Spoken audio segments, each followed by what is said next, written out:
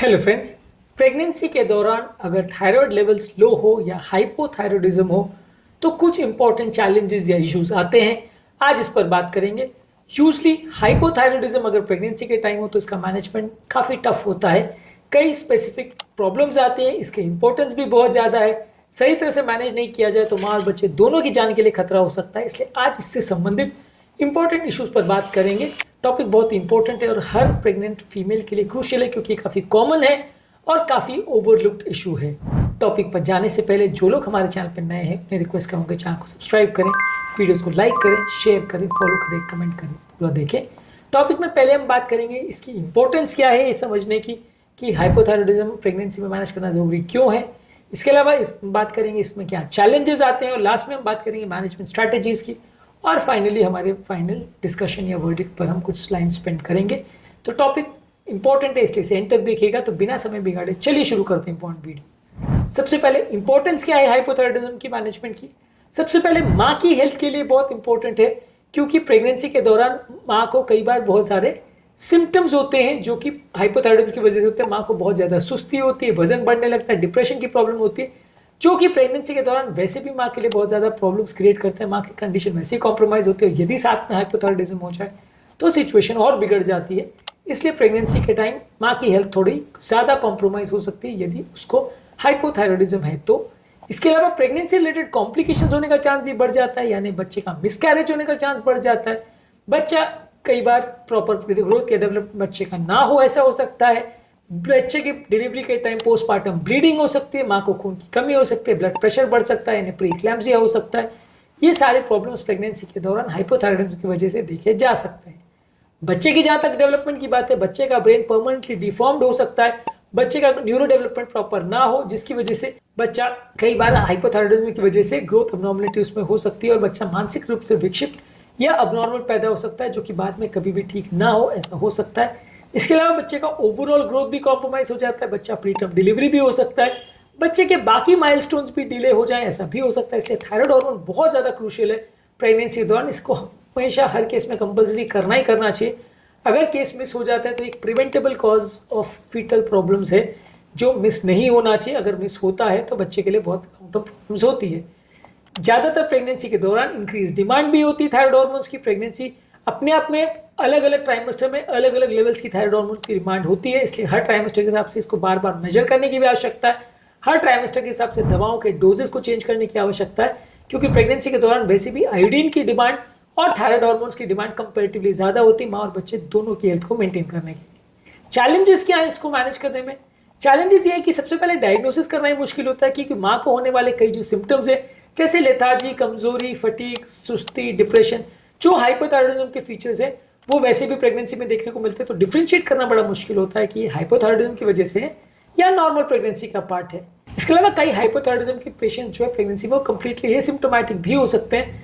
अगर mild hypothyroidism है और खासकर कई बार अगर अर्ली स्टेजेस में या पहली बार अगर माँ को पता नहीं चल पाया या पहले से उनको डायग्नोज नहीं हुआ है तो कई बार ये सिम्टम्स इतने माइल्ड से होते हैं कि मिस हो जाते हैं, ध्यान नहीं जाता उनके ऊपर, इसलिए ये डायग्नोसिस अक्सर मिस हो जाती है।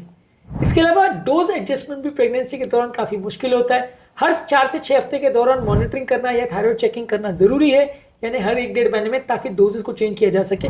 हर प्रेगनेंसी के टाइम मिस्टेक के अनुसार पेशेंट की थायराइड हार्मोन्स की रिक्वायरमेंट चेंज होती है, डोजेज की रिक्वायरमेंट चेंज होती है और लगभग 30 to 50% तक डोज बढ़ सकता है। यानी पेशेंट को अगर मान लीजिए 100 माइक्रोग्राम पहले लग रहा था तो प्रेगनेंसी के दौरान 130 से 150 माइक्रोग्राम की जरूरत पड़ सकती है। तो डोज में बहुत सिग्निफिकेंट वेरिएशन आ सकता है।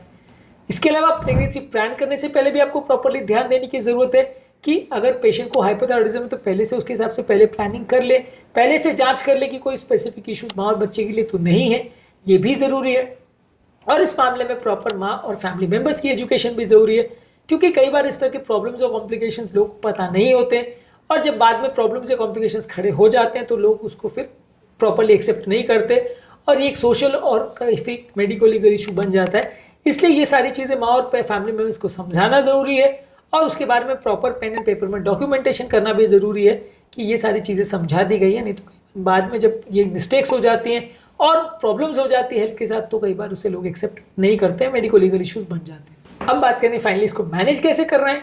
सबसे पहले तो देखिए, अगर प्रेगनेंसी पहले से आपको पता है प्लान करनी है, तो उससे पहले आप थायराइड हार्मोन्स कितने हैं उसको मैनेज करिए और उसको एक नॉर्मल यूथायराइड लेवल्स पे ले आइए और उसमें सिग्निफिकेंट फ्लक्चुएशंस नहीं होने चाहिए। आपको रेगुलर बेस पे उसको चेक करने की आवश्यकता है। जब प्रेगनेंसी प्लान हो गई है और चालू हो गई है तो फिर आपको डोजेज को थोड़ा ज़्यादा देने की आवश्यकता हो सकती है। लगभग 25 to 30% डोज को कंफर्म अगर प्रेगनेंसी हो गई तो पहले ही बढ़ा देना चाहिए, क्योंकि उसके दौरान आपको थोड़ी ज़्यादा रिक्वायरमेंट होती है हार्मोन्स की। हर 1 से 1.5 महीने में थायराइड हार्मोन्स के लेवल चेक करते रहना चाहिए। इसमें T3, T4, TSH सारे टेस्ट होने चाहिए, ताकि ओवरऑल अगर सिग्निफिकेंट कोई डोजेज में वेरिएशन की आवश्यकता है तो उसे कर सकते हैं मैनेज। इसके अलावा आपको TSH वैल्यूज को थोड़ा लोअर लेवल पे मेंटेन करना होता है। मान लीजिए 0.5 to 5 कट ऑफ है, तो आपको कोशिश करना है कि 0.5 to 1 या 2 के बीच में TSH को मेंटेन करना है, यानी थोड़ा हायर साइड पे हार्मोन्स को रखने की आवश्यकता है, ताकि बॉडी में इसकी कमी ना हो। बहुत ज़्यादा भी नहीं करना है आपको हार्मोन्स, लेकिन TSH लेवल्स को थोड़ा लो पे मेंटेन करना है। और इसके हिसाब से कुछ गाइडलाइंस बनी हुई है कि हर ट्राइमेस्टर के हिसाब से जो रेंज दिया हुआ है उसके अनुसार आपको मेंटेन करना है थायराइड हार्मोन्स और TSH के लेवल्स को। डिलीवरी के दौरान भी आपको विशेष ध्यान रखने की जरूरत है कि डिलीवरी के दौरान ब्लीडिंग या कॉम्प्लिकेशन ना हो, और डिलीवरी के बाद भी ध्यान रखने की जरूरत है कि माँ और बच्चे दोनों की हेल्थ प्रॉपर है, बच्चे को कोई स्पेसिफिक थायराइड हार्मोन डेफिशिएंसी तो नहीं है, बच्चे को कोई लॉन्ग टर्म इश्यूज तो नहीं, क्योंकि अगर बच्चे में ये चीज़ें जल्दी डिटेक्ट हो जाए तो उसे ट्रीट कर सकते हैं। नहीं डिटेक्ट होते हैं तो बच्चा फिर जब बड़ा होने लगता है तो उसका ब्रेन का ग्रोथ प्रॉपर नहीं हो पाता है, इसे क्रेटिनिज्म बोलते हैं, जो कि हमारे एक अलग वीडियो में हमने डिस्कस किया है, जो कि बाद में मैनेज करना बड़ा मुश्किल हो जाता है। इसलिए इसको प्रॉपरली चेक करना, मॉनिटर करना, मैनेज और मेंटेन करना जरूरी है। ओवरऑल एक कोऑर्डिनेटेड केयर की जरूरत है, जिसमें फिजिशियन, गायनेकोलॉजिस्ट, एंडोक्राइनोलॉजिस्ट, ये सारे लोग इन्वॉल्व हो और प्रॉपर वे में और माँ और बच्चे का ध्यान रखें तो ज़्यादा अच्छा आपको थेरेपी मिलेगा, ज़्यादा अच्छा रिजल्ट मिलेगा। यदि एक अनकोऑर्डिनेटेड अप्रोच में आप काम करते हैं तो माँ और बच्चे दोनों की हेल्थ के लिए प्रॉब्लम्स आ सकती है और दोनों की हेल्थ कॉम्प्रोमाइज हो सकती है। एक सैल्वेजेबल प्रेगनेंसी या एक प्रेगनेंसी जो इजीली मैनेज की जा सकती है, कभी कभार छोटी छोटी गलतियों की वजह से उसमें प्रॉब्लम्स या कॉम्प्रोमाइज हो सकता है। आज के टॉपिक में हमने बात करी हाइपोथायरॉयडिज्म प्रेगनेंसी के दौरान अगर होता है तो क्या क्या स्पेसिफिक इश्यूज उसमें आते हैं और उसे कैसे मैनेज करते हैं। उम्मीद करूंगा कि आज के टॉपिक में कुछ नई बातें जानने को मिली होगी। जो लोग हमारे चैनल पर नए हैं उन्हें रिक्वेस्ट करूँगा कि चैनल को सब्सक्राइब करें, वीडियोस को लाइक करें, शेयर करें, फॉलो करें, कमेंट करें, पूरा देखें।